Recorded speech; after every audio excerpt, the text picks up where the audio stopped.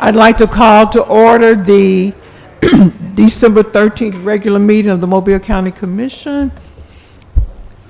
Thank you all for being here on this beautiful December day.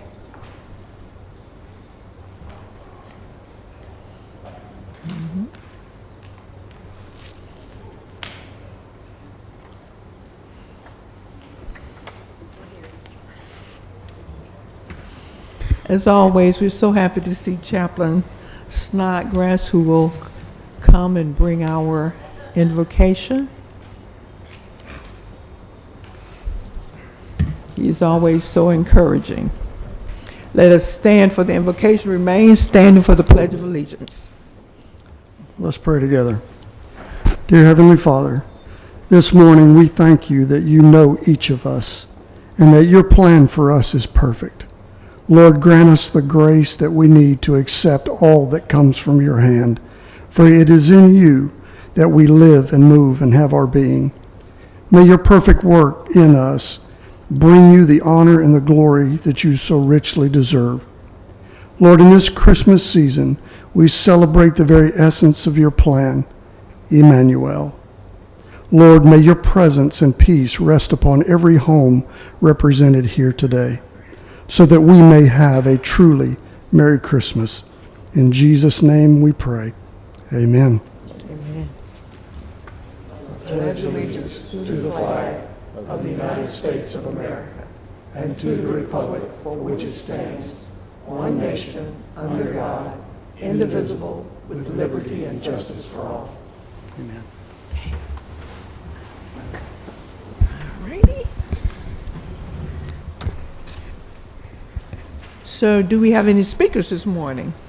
Good morning, Commissioners. Yes, ma'am. We have two signed up to speak today. Sheriff Cochran would like to address the Commission regarding the state gun bill, and Danny Cordy would like to address the Commission regarding the Mobile Sports Authority's fiscal 21 results.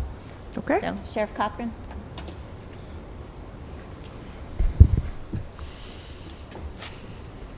Good morning, Commissioners. For the record, I'm Sheriff Sam Cochran, Sheriff of Mobile County. I recently sent you a request that y'all would pass a resolution opposing a gun bill or gun bills pending in the legislature. And I wanted to speak to you on that this morning and explain to you why I think this is such a very dangerous bill. House Bill number 6, as well as some other bills, is commonly referred to as constitutional carry, would in essence do away with the requirement of having a concealed carry permit, which is the essence of which is a background check on these individuals before they're allowed to carry a concealed weapon. If you do away with the concealed carry permit requirement to have a issuance by the sheriff, you'll do away with background checks. People commonly try to say that you've had a background check when you buy a firearm, but that is not true. It's the furthest from the truth. All that NICS check does is run a check to see if you're a convicted felon or if you've been convicted of domestic violence. It doesn't tell you whether you've been arrested for 4 or 5 domestic violences, 4 or 5 drug uses, the drunken brawls or the town drunk and stuff like that. Or it doesn't check if you've been committed to a mental institution. We estimate that probably in Mobile County, there are probably as many as maybe 10,000 stolen firearms over the last few years, stolen out of automobiles. These guns, many of which are still floating around on the street. If you do away with this law, many people, teenagers especially, but even people that should not and would pose a public safety, would be able to carry these weapons. If a police officer stopped someone and saw a weapon in their automobile, there would be no reason to seize that weapon and run a check on it to determine it's stolen, because they would have a right to possess that. This is dangerous. It's very dangerous. And that's why myself, the DA, and every police chief in Mobile County is opposing these bills. If that bill passes, we'll see mayhem like we've not seen before. Now, the opponents will say they've got studies that say that there's not a rise in crime or there's not an increase in violence. Not true. They've not shown any published reports, but I've found 2 published reports, one out of Arizona, one out of Alaska. And they've shown a 13% increase and an increase in serious assaults with weapons after they did away with the requirement of a gun carry. they'll tell you that the people want to have this right, but they're misleading in the sense that they do a poll about do you support constitutional carry, which is not a legal term. You have a constitutional right to keep and bear arms, but that's a made-up term that catches people. There are studies run, I've seen them, 88% of the people in this country, including Republicans and Democrats equally, believe that people should have a concealed carry, a background check before doing a concealed carry. A few other stats. Last year, 2020, the FBI recorded the highest increase in murders in this country since they've been recording stats since 1965. I don't have to tell you, every day we're having shootings, it seems like, in the city and even in the county occasionally. This will only get worse. The term constitutional carry is a good catchphrase, but let me say this. The right to keep and bear arms, a Second Amendment right, which we all support, I think, is not an unlimited right. I think it's best put in the words of Anthony Scalia in a court ruling that states have a right to enact concealed carry permit, said, look, the constitutional right to keep and bear arms is not unrestricted, no more than the right to freedom of speech that says you can holler fire in a movie theater, nor the right to freedom of religion doesn't give you the right to have human sacrifice. So the law is on our side. This has been a good law, and we need it to stay on the books, and we don't need to pass this and be misled down this road that a few people want to take us down. In essence, that's what we're at, and we're asking you as a county commission to take a stand with the chiefs and the sheriff and the DA in this county and many other chiefs across the country. Thank you very much. I have a question for you. Will you address an issue or a concern that's come up?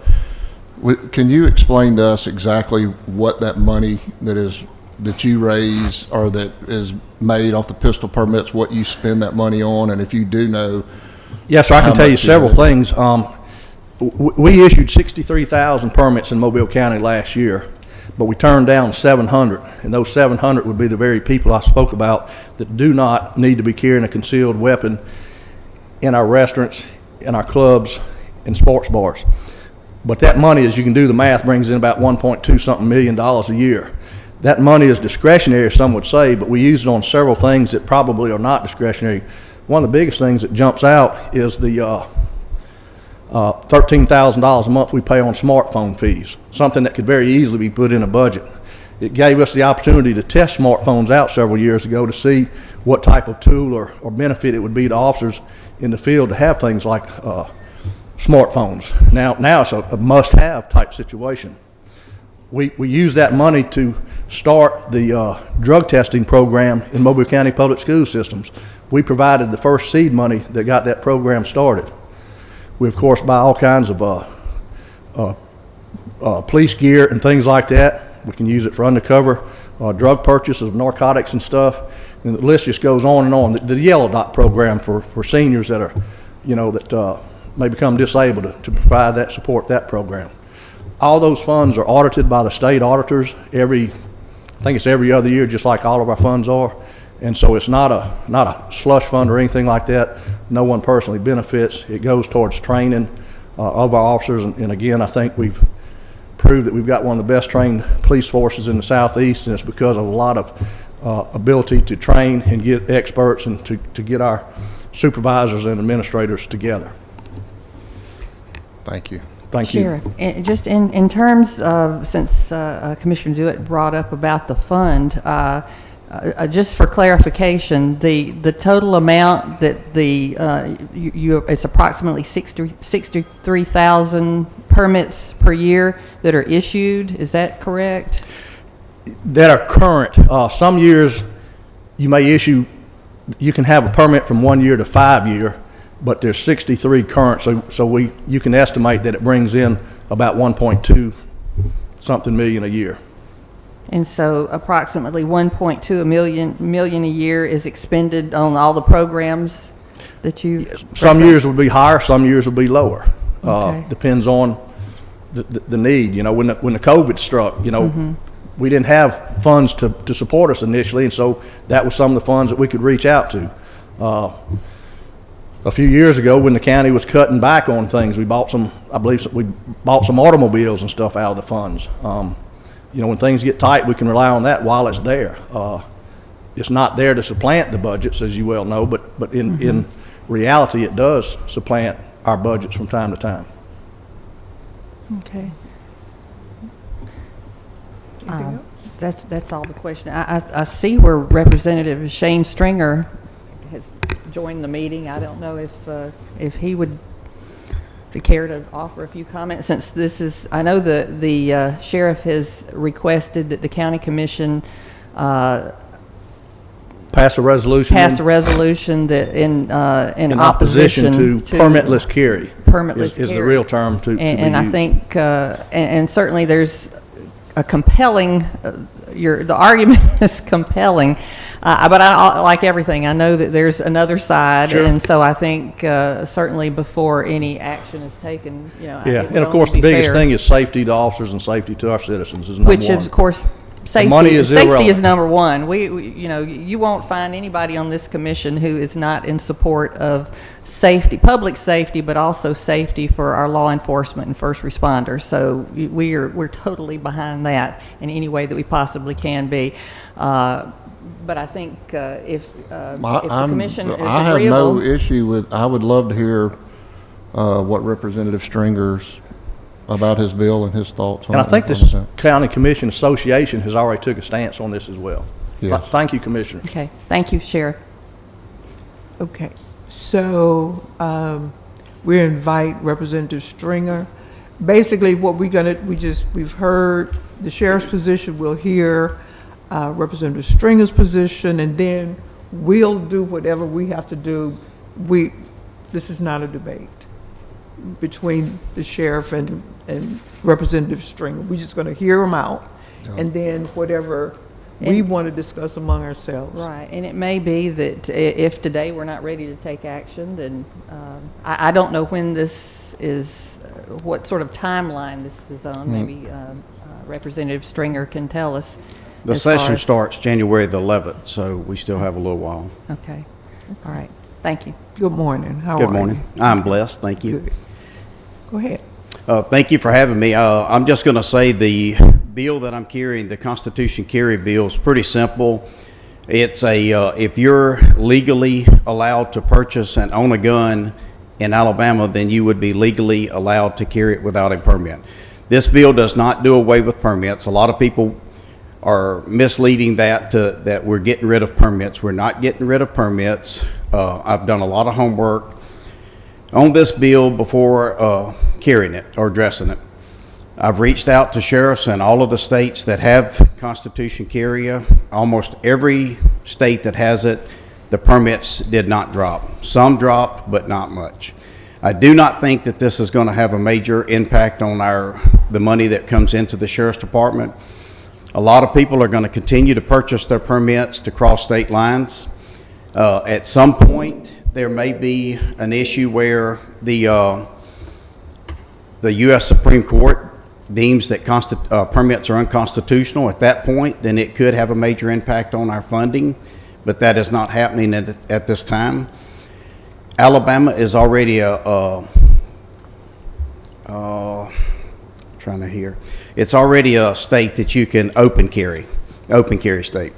So there's not a lot of change in this. This addresses handguns. It does not address long guns. It does not address rifles, assault rifles, shotguns, any of that. It only addressed handguns. The same criteria that applies to carrying a gun with a permit now in certain places will continue to apply to those same people that are able to carry after that. The truth of the matter is criminals don't adhere to laws, they don't get permits, and we don't have a lot of criminals in the lines down at the sheriff's office getting permits. So the criminals are criminals for a reason. They don't adhere to laws, they're out breaking the laws, and they're not following the laws. A $20 piece of plastic is not going to stop a criminal from committing an act against a cop or anyone else. I've talked to sheriffs in other states. They said the crimes against cops did not go up and that the crimes actually dropped in some places. At a 21 Constitution carry states that we have now, Only 2 of them showed an increase in crime, Alaska being the worst and Arizona being the other. And Arizona was very small. I do not have those numbers here with me. I will say that the states that have Constitution carry have lower crime rates than the states that do not. This bill is not going to affect us. It's not going to, I've been a police officer for 30 years. I have a son that is a cop. I have cousins that are cops. I have thousands of friends that are cops. This absolutely will not affect them. If I thought for a second, I would not do it. Last year in the legislation, we passed a bill, a lifetime permit bill, that included a prohibited person database. In that prohibited person database, the cops will now be able to, when they run a tag or run someone, it will show if they are not supposed to have a gun, if they are prohibited. That is what law enforcement needs. As it stands right now, out of 67 counties throughout the state, the 67 sheriff's departments have different permits. If you ask any officer in your county or your city, most of them cannot even tell you what they look like. If they were to be shown a fake permit by a convicted murderer with a gun, after hours, they would not even know if it's valid, and most likely would allow that person to drive off with that gun. Most of your permit offices throughout the state are not open after hours. They're open Monday through Friday, 8 to 5. And in most of them, there's not a way for the officers to confirm if the permits are even valid. So as far as officer safety, that's not I don't believe that's a valid point. Whenever I was to pull over a suspect when I was a police officer, I did not know they had a permit or a gun in the car unless I asked. Occasionally you would see a gun in a floorboard or something. But what's to stop that person from lying to us? What's to prevent them from saying, no, there's not a gun in here. No, I don't have a permit or don't need a permit. So the permit system, there was no system in place for officers to run somebody that was consistent across the state. We attempted to do a one database system in the legislature to give a better resource to the officers. But in doing so, we come up with this prohibited person database. Instead of tracking legal citizens that own guns, we're going to track the prohibited citizens, the people that are not supposed to have guns in our communities, and allow the officers to take them off. I did meet with Ashley Rich, our DA, and went over this scenario and all the situation with her. She agreed that the prohibited person database will be a better tool in the end, because instead of arresting somebody on a misdemeanor, no pistol permit, you will be arresting a forbidden person on a felony, certain persons forbidden. And that's a better scenario. The other example I'll use, and then I'll finish up, is, for example, if I was to come home and I have a gun in my vehicle and I legally own, my wife was to get into my vehicle and drive somewhere and get pulled over, and she does not have a pistol permit, she would be arrested on a misdemeanor and taken to jail. My wife is a professional educator. She could lose her job and her career over that arrest. We are arresting law-abiding citizens for situations like that when we should be arresting criminals. And that's really all I have. Unless you have any questions, I appreciate your allowing me to speak in your time, and whatever decision you make, I appreciate and respect that also. I do have one question. I find it really compelling that law enforcement pretty much seems to be standing lockstep against this. And so I guess if law enforcement generally is saying this is a bad bill, I'm trying to figure out what's the what does this gain us? I mean, what is the importance of this, that where we just need to basically go with this as opposed to follow the direction that law enforcement is trying to provide on this? I'll say this, the perception of a few here is very misleading because I get contacted every day by law enforcement officers thanking me for this. I have been contacted by a lot of sheriffs across the state that said this is a good bill and ain't nothing wrong with it. The money is the issue. I don't think we should be taxing people to carry a gun or to exercise their right. If we want to continue to do that, let's do away with the fee. Let's do it for free. The county commission pays for the sheriff's department's office and the employees and everybody that handles that.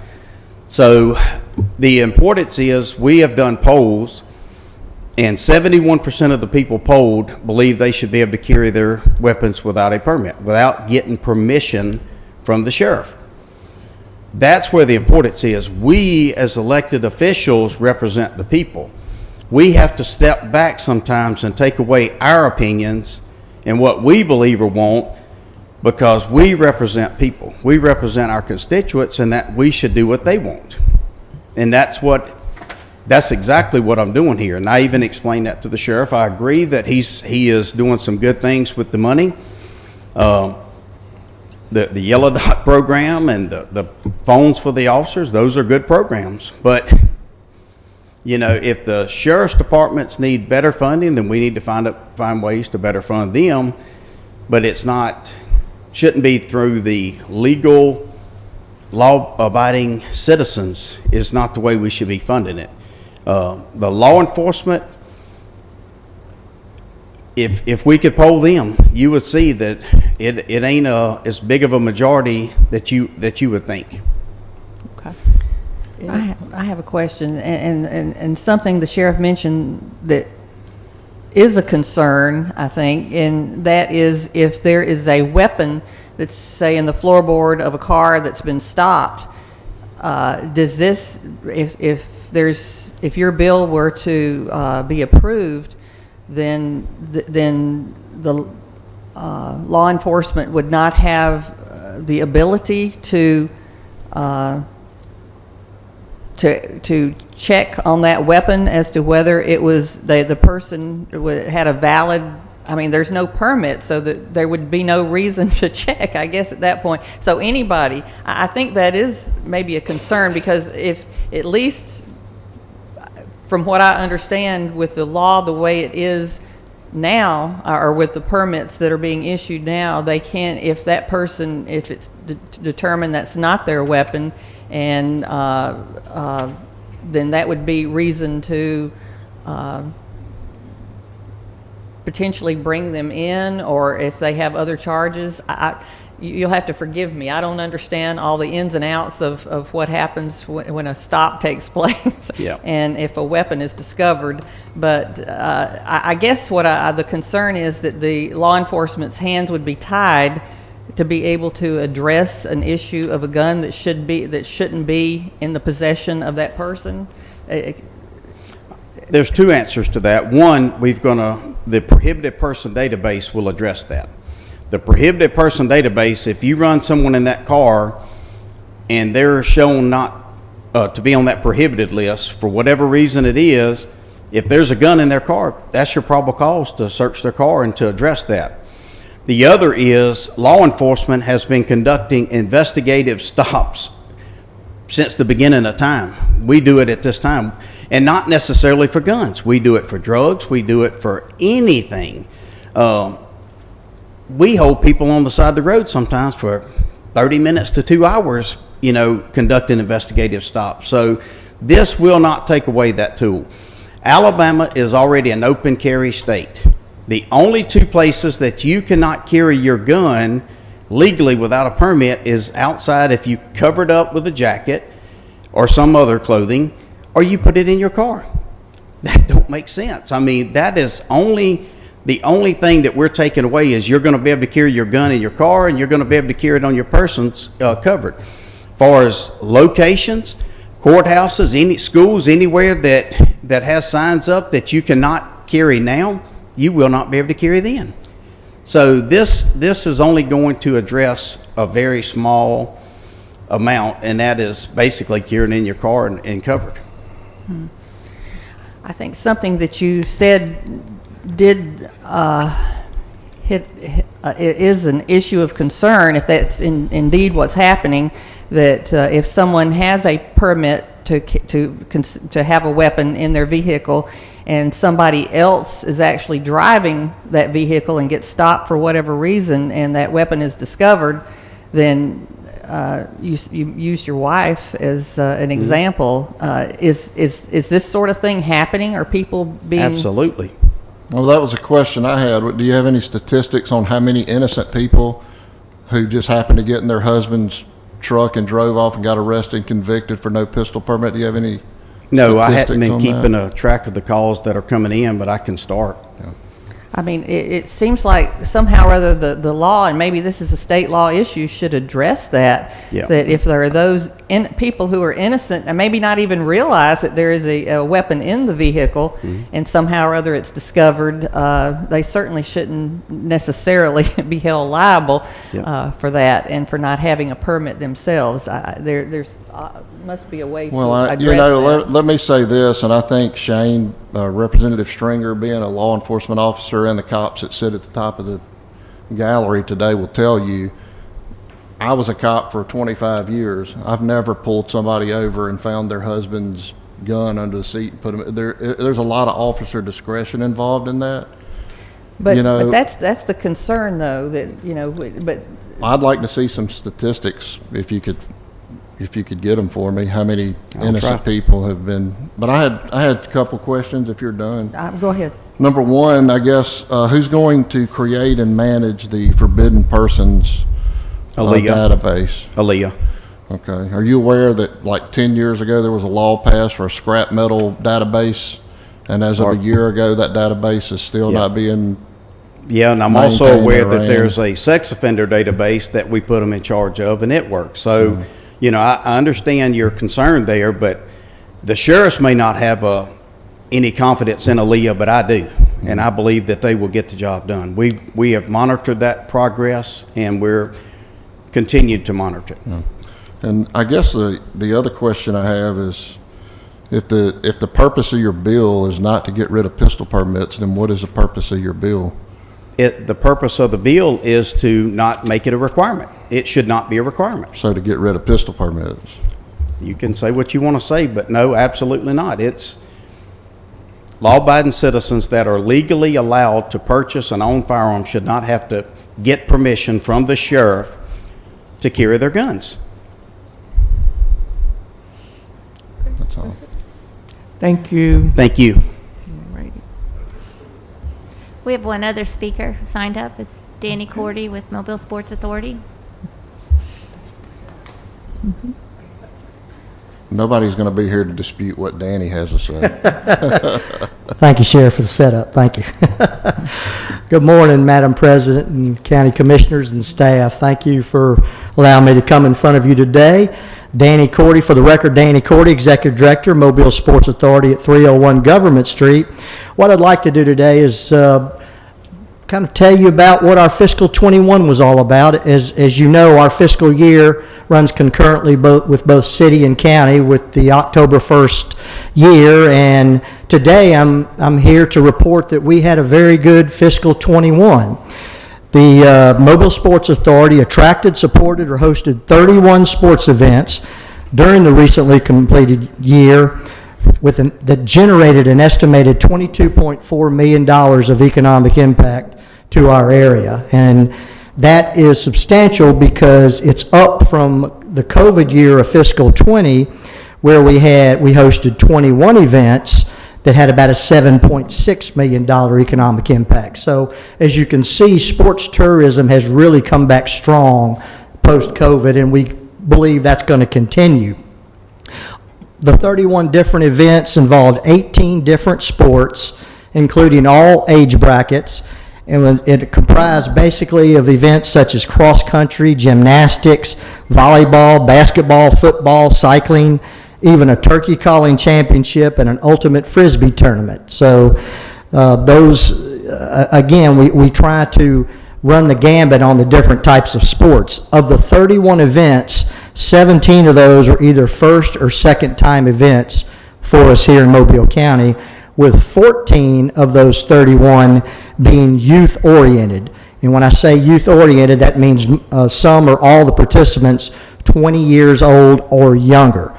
Of course, the youth sports are really what attracts the parents, the grandparents, and those economically are really the kind of the gold standard of the sports event industry. So that's important as we go forward. As an average over the last 5 years, and even with the down year of fiscal 2020 included, the Mobile Sports Authority has hosted an average of 30 sports events per year, which have generated an estimated economic impact to the Mobile area of about $18.6 million. I know I'm throwing a lot of numbers here, but as you can see, sports tourism is a very, very strong component of our overall tourism business, and probably will continue to be an even more important part. To cap off our fiscal year, and this is, I'm a little later than I usually am to report to you. To cap off our fiscal year, our largest event was held on September 25th at LAD, the Gulf Coast Challenge that had Tuskegee and Alabama A&M playing here. We had roughly 17,000 attendees, which generated, from what we can pull from the promoters, of about a $5.6 million economic impact to the Mobile area. Very substantial. That's our largest annual event, and it's our largest event for the Mobile Sports Authority, or even our predecessor organization in the late 90s, early 2000s, the Mobile Area Sports Commission. So we're proud of what we've done, but we couldn't do it without your investment. The Mobile County Commission, City of Mobile, invest in us, and we try to turn that money around in a return of this past year of $22.4 million. Could not do it without your support. Not only financially, but logistically, physically, emotionally, however you want to say it. So again, I want to thank you very much. And again, we'll release these results publicly tomorrow, but I wanted to mention this to you first. So again, thank you so much. Thank you, Danny, and congratulations. Yeah, Yeah. thank you It's for always, being it's here. always good to hear the good news. Can I take one more second real quick? Okay, one I second. just wanted to suggest that we add the resolution regarding this legislation to our 1228 agenda. I'll second that motion. You're making Okay, a motion? I'm not making a motion, I'm Yeah. just asking that we just put it on the agenda, and then we'll deal with it then. Put it on today's agenda. Put it on the agenda today. 28th, 28. December 28th. Okay. Well, the only thing I wanted to add was I appreciate the deputies being here. You know, y'all are welcome to come anytime for whatever reason you're here, but I appreciate you guys being here. And I appreciate what you guys do every day. And I second that. Yeah. Thank you. I think the commissioner speaks for all of us. Appreciate it. Okay.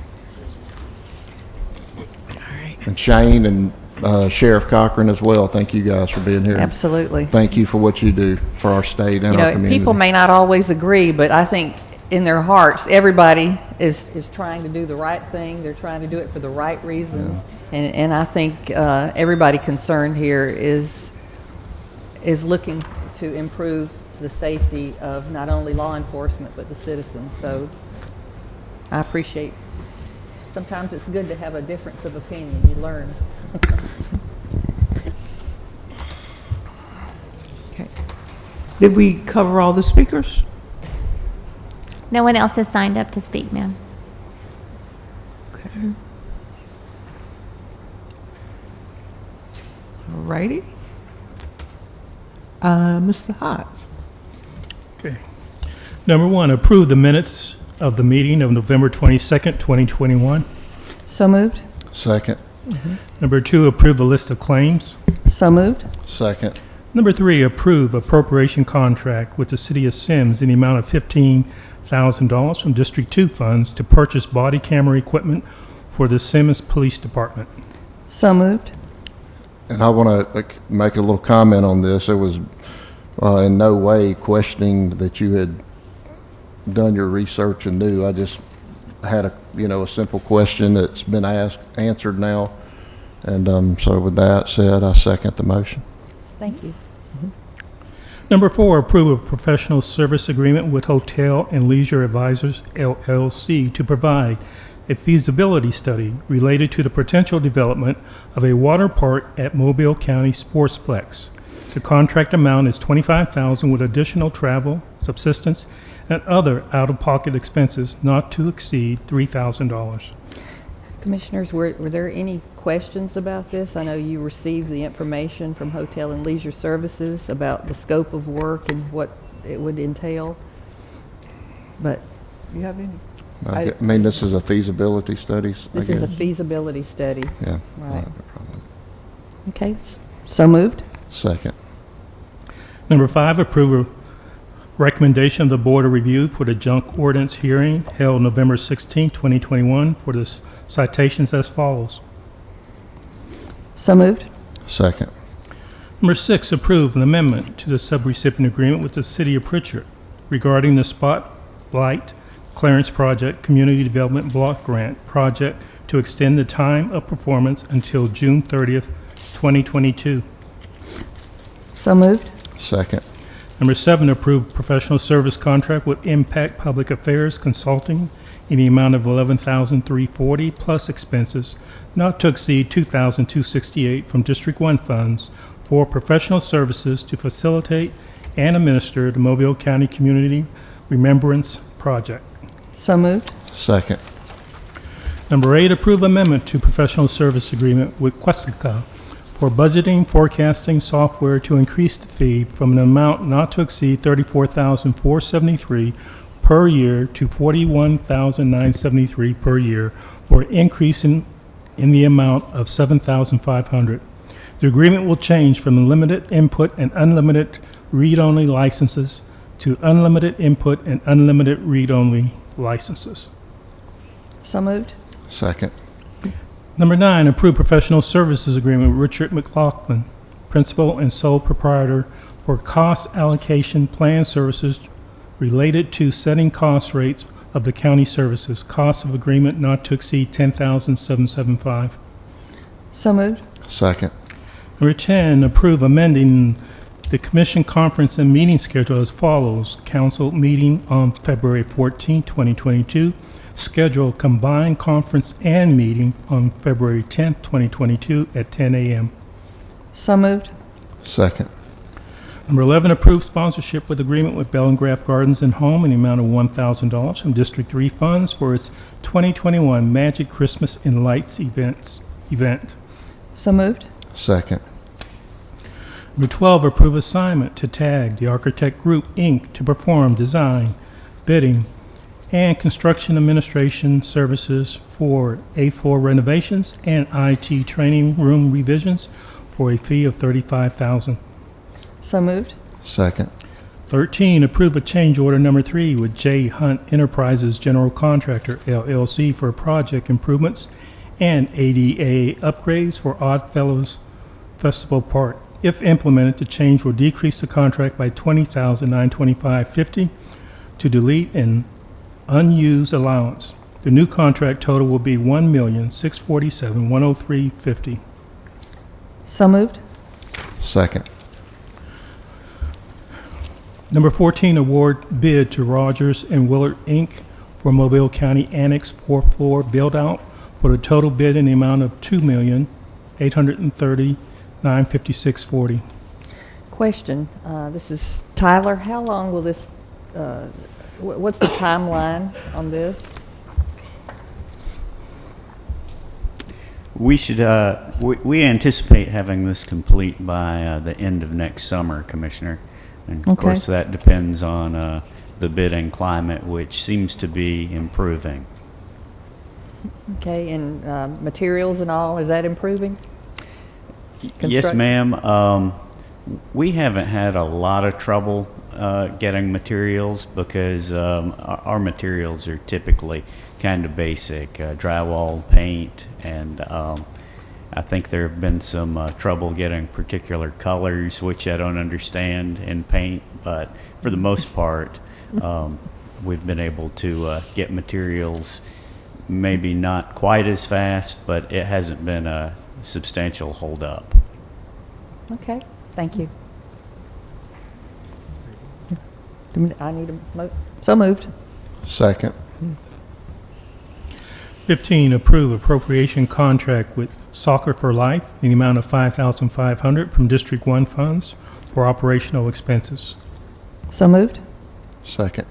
16, approve sponsorship agreement with South Alabama Botanical and Horticultural Society doing business in Asmobile Botanical Gardens in a total amount of $2,500 to be divided as follows for its One Enchanted Evening Through the Looking Glass, Envisioning the Future of Gardens event. So moved. Second. Number 17, approve payment of claims for the home program in conjunction with the United States Department of Housing and Urban Development Program. So moved. Second. Number 18, approve professional services agreement with Port of Africa, CDC, in amount of $25,000 from District 1 funds to be used for the Pritchard Business Ecosystem project. So moved. Second. Number 19, approve appropriation contract with the Board of School Commissioners in the amount of $17,422 from District 1 funds for student-teacher incentives, band equipment, and transportation fees. So moved. Second.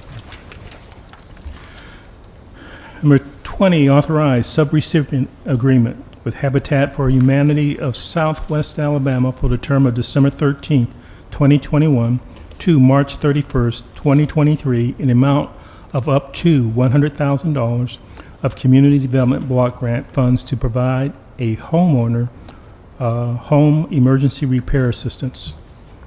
So moved. Second. Number 21, approve appropriation contract with Omega Community Outreach, Inc. in the amount of $10,500 from District 1 funds to help support its historically Black colleges and universities tour. So moved. Second. 22, approve application for transfer, for transfer of off-premises retail beer and off-premises retail table wine alcohol license of Shavia Marketing. So moved. Second. 23, approve application for lounge retail liquor class 2 alcohol license of Shavia Marketing. So moved. Second. 24, authorize rejecting all bids received on November 10th, 2021, bid opening for project Bayfront Park restoration and improvements, beach installation. So moved. Second. 25, authorize to advertise and receive bids for project Bayfront Park restoration and improvements, beach installation. So moved. Second. 26, approve contract amendment number 4 with Mott McDonald Alabama LLC to provide a rebid services for project Bayfront Park restoration improvements, beach installation. So moved. Second. 27, authorize hazard pay for building maintenance and electronics employees in the amount of $1.154 for each full hour of work performed at the Mobile County Metro Jail, not to exceed 80 hours per pay period, or $2,400 per year. So moved. Second. 28, authorize advertising and receiving bids for office build-out at Camp 1. So moved. Second. 29, approve amendment to sub-recipient agreement with Habitat for Humanity of Southwest Alabama regarding roof replacement for eligible residential homeowners, community development block grant project to extend the time of the performance until June 30th, 2022. So moved. Second. Number 30, approve GOMESA grant agreement with acquisition provision between Mobile County Commission and the State of Alabama Department of Conservation and Natural Resources in the amount of $2,254,500 as provided, funding under the Gulf of Mexico Energy Act of 2006 to grantee to acquire the Cedar Point Pier, boat ramp, and surrounding privately owned parcel acreage, and to authorize the Commission President to sign all necessary documents. So moved. Second. 31, authorize assignment of task order number 3 to Volker, Inc. to provide services for the grant development and submission of projects related to the American Rescue Plan Act, Travel, Tourism, and Outdoor Recreation Notice of Funding Opportunities. Compensation will be for up to 4 grants not to exceed $138,000. So moved. Second. Number 32, approve purchase of disc golf equipment supplies from Innova Disc Golf for the West Mobile Park in the amount of $6,721.79 from District 3 funds. So moved. Second. Number 3, consider taking the following action on bids. So moved. Second. 34, approve amending professional services contract with Knowles Development Group to increase the contract from $53,475 to $73,475. The additional funds, in the amount of $20,000, will be used to provide services related to African Town Winter Initiative. So moved. Second. Number 35, adopt a resolution approving construction agreement for a state public road and bridge funding project with the state of Alabama by and through the Alabama Department of Transportation relating to the project additional lanes on Tanner Williams Road. So moved. Second. 36, authorize advertising and receiving bids for project Lundy Road and Sasser Lane, grade, drain, base, and pave. So moved. Second. 37, approve supplemental agreement number 1 with H.O. Weaver and Sons Project, Jeff Hamilton Road at Dawes Road Roundabout for the addition waterline pay items to increase the contract by $15,203.31. So moved. Second. 38, approve agreement relocation of utility in conflict with proposed roadway improvements with South Alabama Utilities for project Johnson Road West and Jeff Hamilton Roundabout. This agreement allows 60 working days to complete the relocation activities. The total estimated cost of the Mobile County is $79,563.82. So moved. Hey, Brian, is this going to create a road closure, or do we anticipate that it may at all? Yes, sir. We're pretty sure that we're going to end up having to shut that intersection down for a period of time. But not the entire 60 days? Or that's what's in the... Commissioner, I believe the way that this project is structured, the contractor will be working alongside of this utility. So there will come a time where we will need to shut that intersection down, but I don't believe it's going to be during this period of time Okay. that the utilities are being relocated. Thank you, Brian. Second. 39, approve a signing contract for professional engineering services for traffic signal upgrades along Schillinger Road, Theodore Dawes Road corridor, and Airport Boulevard to Kimley Horn and Associates, Inc. So moved. Second. Number 40, authorize setting the following speed limits as listed below for the roads, segments of roads, and subdivision streets. So moved. Second. Number 41, approve easement to provide electric service to a new Family Dollar under construction in Michael Square Commercial Park located at 415 Azalea Road. Service will extend overhead line 175 feet from an existing overhead line and set a pole. So moved. Second. 42, approve non-reimbursable agreement for relocation of utility facilities on public right-of-way with Alabama Power Company for project Howes Ferry Road and Fire Tower Road Roundabout. There is no cost to Mobile County. So moved. Second. 43, approve reimbursable agreement for relocation of utility facilities on private or public right-of-way with Alabama Power Company for project Howes Ferry Road and Fire Tower Road Roundabout. The estimated cost to the county is $19,113. So moved. Second. Number 44, approve preliminary plat only of Maxwell Place Phase 2.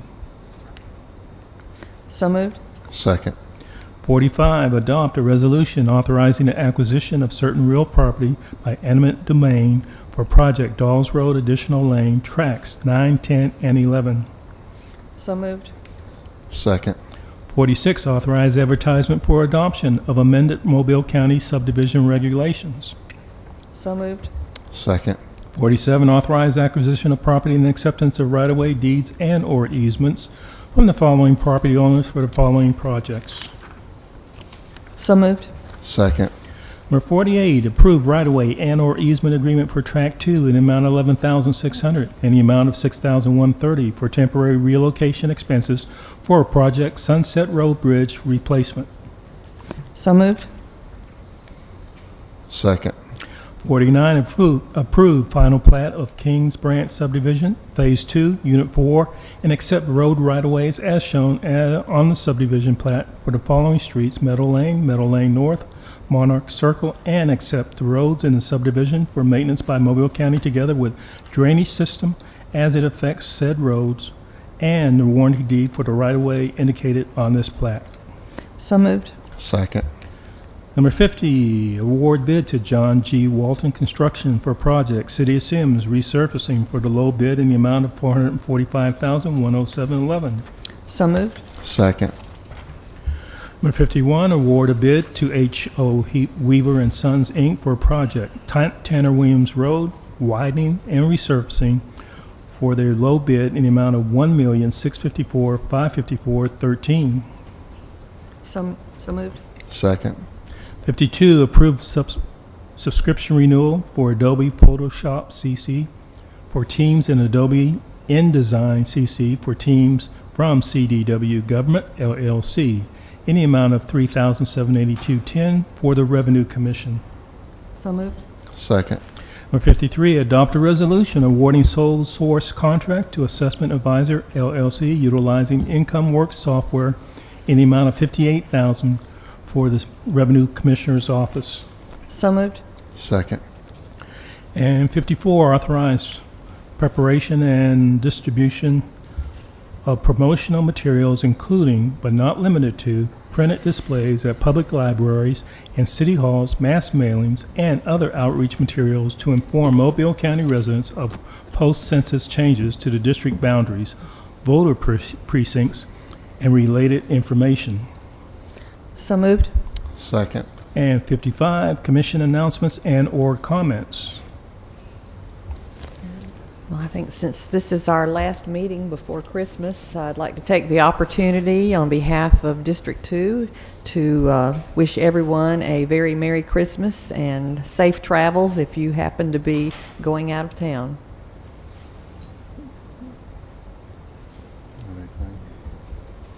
Merry Christmas. You are the master of understatement. I just want to see what's going to come out. That's why I do that to you. Merry Christmas. Mr. Ross. Thank you, Commissioners. I asked this County Commission to consider going into executive session. It's hard to know how long, but probably at least 45 minutes to talk about a matter of economic development. I'd certify it's an appropriate reason to go into executive session under the Alabama Open Meetings Act and further so state the same as the lawyer licensed practice law in Alabama. There'll be nothing for the commission to vote on at the conclusion of this meeting with executive session, so you can adjourn from executive session and not come back. Be a roll call vote to do both, please. Yes. Yes. Yes. There you go, Mr. Hodge. Thank you. Thank you, Jay Ross. So we wish happy holidays to all of you. Be safe. Be safe. Listen to all the good advice out there. We know we want to be with our families, and but there's still trouble lurking in corners. So be safe so that we'll all be back together again on December 28th. And Chair will entertain a motion to adjourn.